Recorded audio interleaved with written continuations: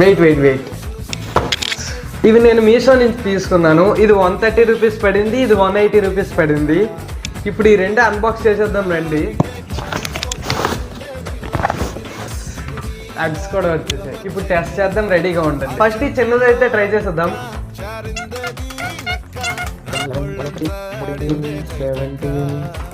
18 eggs అయితే పట్టాయి. ఇప్పుడు పెద్దదైతే ట్రై చేసేద్దాం.